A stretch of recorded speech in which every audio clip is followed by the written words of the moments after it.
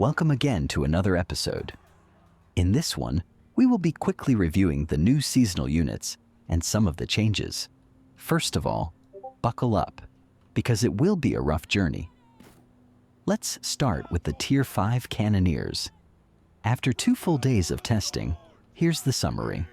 They are perfect for taking down artillery from a distance or on walls. Though, of course, you risk them taking a hit or two while doing that.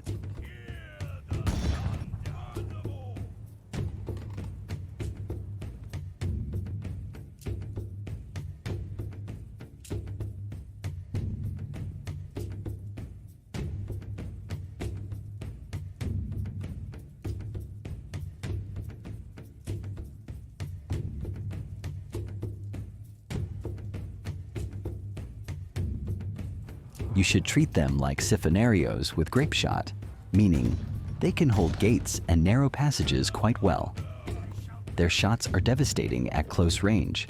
However, remember, they have a minimum range, so if enemies get too close, they can't shoot. Yes, they can destroy siege towers.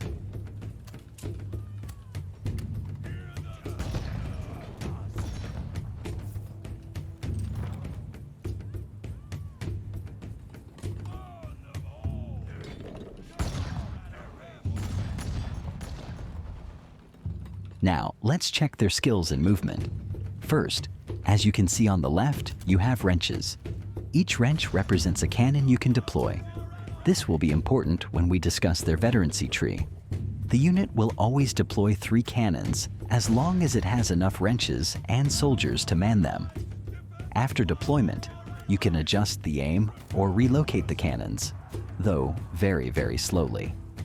However, there's one problem. Once deployed, the unit cannot abandon their cannons to move away in dangerous situations.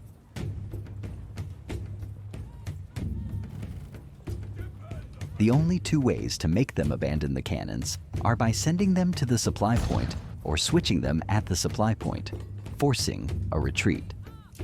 Some common questions you might have?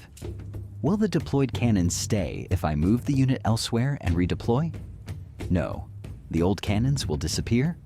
Can the hero use the cannons? No, only the unit can use them via control, similar to siege towers and ladders for other units. In terms of damage, their attacks are blunt, not piercing, like deployable grape shot, meaning even shields won't stand a chance against these guys. Skill number 1 is deploy and move. Skill number 2 is aim and fire. Be cautious with skill 2, as the cannons will continue firing at the target you've aimed at. Hopefully, this will be fixed by the time the unit reaches the live server. Skill number 3 is especially useful for those annoying heroes who like to dive into ranged units.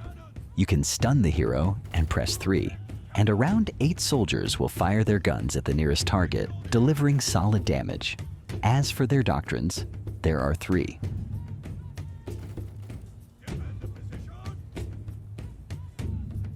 1 reduces the cannon deployment time by 2 seconds, which isn't very useful. Another reduces the cooldown of the pistol skill, which is quite good, bringing the cooldown down to only 3 seconds. When it comes to their veterancy tree, I would recommend the top line. The bottom focuses on odd things like reducing cannon deployment time and adding extra wrenches, which, as I mentioned, are used to deploy more cannons. But I don't find that very useful. That's why I prefer the top line.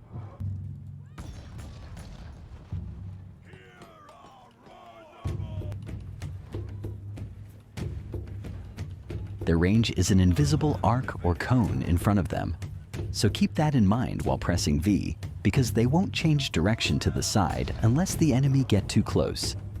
However, if you are looking at the enemy and press V, they will fire at a higher range.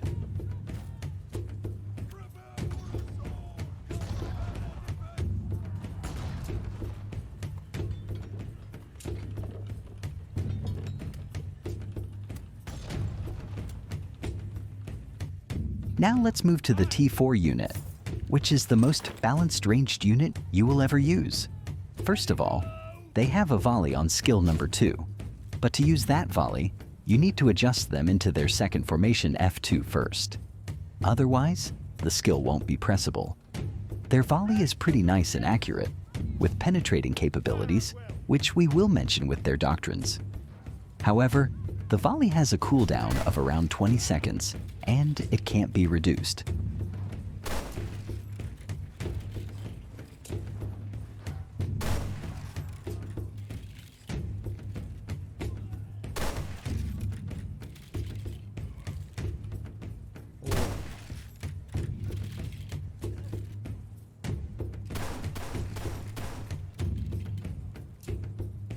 To compensate for that, they have pikes or spears that they can fix to the ground to protect you from one direction for around 10 to 14 seconds.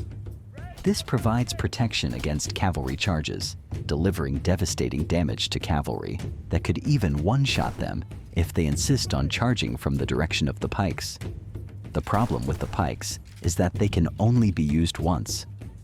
After being deployed, they stay for 10 seconds before disappearing. However, just like Alexander's companion cavalry, you can visit the supply point to replenish new spears.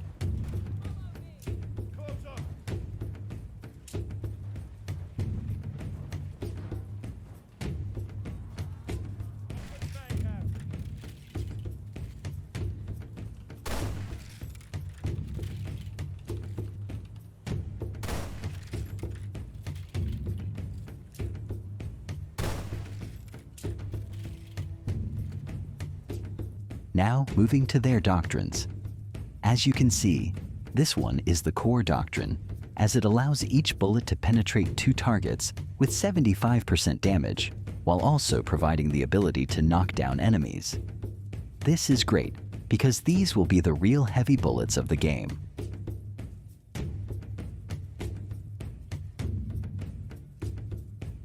Now for the T3 unit. Their mechanic is new and awesome, I must admit, though they need further adjustments. I mean, skill number 1 makes them rush to the enemy and fire their pistols at a very close and dangerous range, but the unit is very fragile for that. So yes, they will deal tons of damage and knock down even buckler units with ease, but you will take losses. Also, if you're flanking a ranged unit, I highly recommend ignoring skill number 1 and just flanking using skill number 2 directly. Again, you'll likely take losses while clearing out a ranged unit. Another issue I tried to address during the PTR is that skill number 1 must use both charges before going into cooldown, and it replenishes both charges at once without needing to visit the supply point. My suggestion was to at least give them the ability to recharge those pistol charges one at a time, since the cooldown is around 28 seconds to get those 2 charges back. Just keep in mind, as long as you have 2 pistol charges and don't press skill number 1, they will surprisingly keep shooting at an adequate fire rate while moving, just like Rattan Rangers do, though of course with reduced accuracy. And that was it for the unit. Now for the much anticipated change. The Hercules rune that gives immunity for 1 second has been removed for heavy armor. The UI has had a few changes. Although I expected more, I still have hope the UI might change with the launch of the new season. When it comes to the Battle Pass and attires, here they are for you to have a look. Last but not least, I have a little notice, but you can answer this better as a musket hero. When I tested the musket, I felt the reloading speed of the bullet was reduced slightly. Before I go, since you've watched to this point of the video, here are some giveaway codes. These codes were collected from the Twitch stream, so if you missed it, here you go. I'll leave them on screen and in the description for you to quickly copy and use. And that's it. If this was useful, don't forget to leave a like and subscribe to stay updated.